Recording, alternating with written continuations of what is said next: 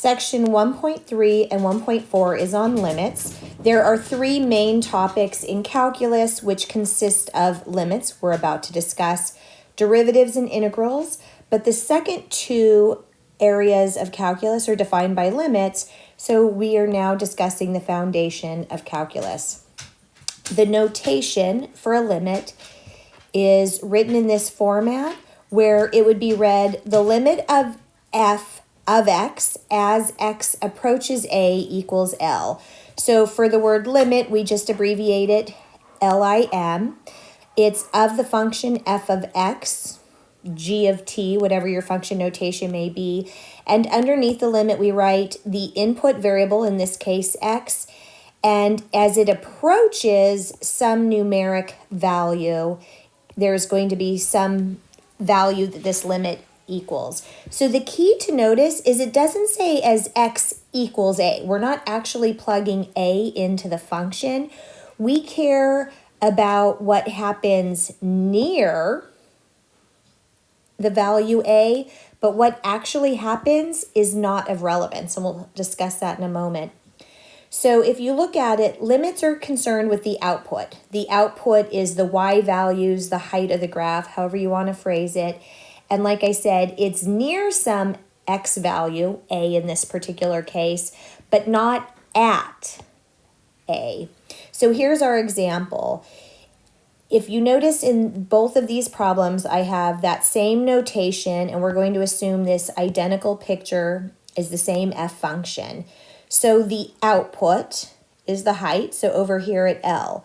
When we're a little bit to the left of A, it looks like you're going to hit L. When you're a little bit to the right of A, your graph looks like it's going to hit L.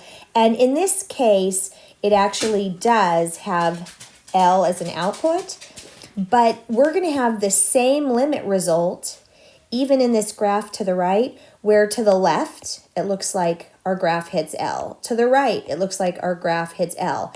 In reality, point f of a does not exist. There is a hole. There is no point on the graph at a, but the limit is still L as it is in the previous graph. Here's some other ways to look at this one. The graph over here, maybe you recognize it's f of x squared, but it doesn't matter what picture you're given. You're given some graph f as defined, and you're asked the limit as x approaches 1. So I'm going to come find my x value of 1. It's here. A little bit to the left, it looks like a height of 1. A little bit to the right, it looks like a height of 1. So my limit is 1. What really happens? Well, when I come to this purple spot, I'm really going to put a dot at 1, and my function also equals 1.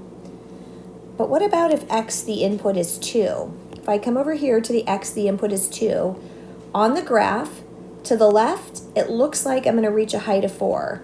To the right, it looks like I'm going to reach a height of 4, so my limit is 4. Anytime I'm near x is 2, 1.9999, 2.0001, the height is going to be super close to an output of 4. But what happens when I actually plug 2 in? Well, we have this dot right here, so our height is actually 3. The function does not have to equal the limit. Now, when I talked about a little bit to the left and to the right, we use this notation a with a minus sign in an exponent position or a plus sign. So you may not be using actual positive or negative numbers. It's just the negative sign means a little bit to the left and the positive sign means a little bit to the right.